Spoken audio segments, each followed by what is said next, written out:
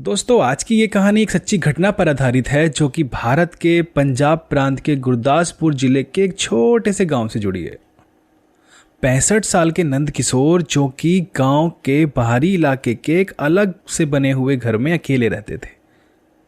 कुछ साल पहले उनकी पत्नी की मृत्यु हो चुकी थी और उनके बेटा और बहू कनाडा में शिफ्ट हो चुके थे। लगभग 4 साल से उन्हें वो मिलने भी नहीं आए थे। वो बूढ़ा व्यक्ति नंद किशोर अपना और अपने घर का अकेले ही ख्याल रखता था। घर गांव से आउटसाइड होने की वजह से गांव का कोई इंसान भी महीने में एक आध बार उधर से निकलता होगा, क्योंकि कहा जाता है रात होने पर उस जगह से अजीबोगरीब आवाजें आती थी। इसीलिए डर की वजह से उस घर के आसपास कोई व्यक्ति भी नहीं जाता था।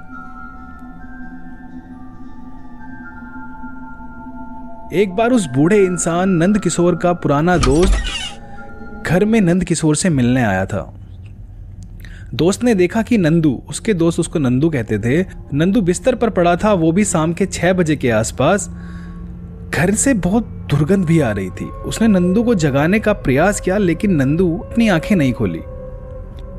दोस्त के काफी पुकारने पर उस बूढ़े व्यक्ति ने आंख खोली और उठकर बेड पर बैठ गया। उसका दोस्त जो कि उससे मिलने वहां पर आया था, उसके पास ही बेड पर उसके साथ बैठ गया और उससे बात करने लगा। लेकिन नंद किशोर कुछ बोल ही नहीं रहा था। उसकी पलकें भी नहीं झपक रही थी। साथ ही उसकी आंखों के नीचे काले धब्बे पड़ चुके थे। लग रहा था काफी दिनों से नंद किशोर ने कुछ खाया भी नहीं है और ठीक से सोया भी नहीं है। रमेश जो कि उस बूढ़े व्यक्ति का पुराना दोस्त था, उसने नंदू से कहा, यार क्या बात है, बड़ा अजीब सा हो गया है। ना पानी के लिए पूछ रहा है, ना मुझसे बात कर रहा है, बस अजीब तरीके से देखे जा रहा है।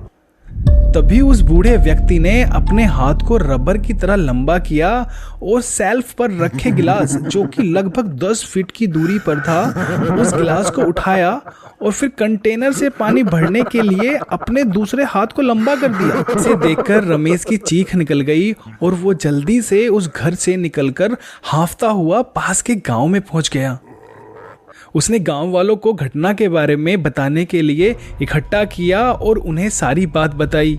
उसने कहा कि लगता है वो बूढ़ा व्यक्ति मर चुका है, जिसके शरीर का अंतिम संस्कार करवाने में उसकी मदद करे, नहीं तो वो गांव वालों को भी परेशान करेगा। गांव वालों ने जब ये सुना तो सब काफी डर चुके थे।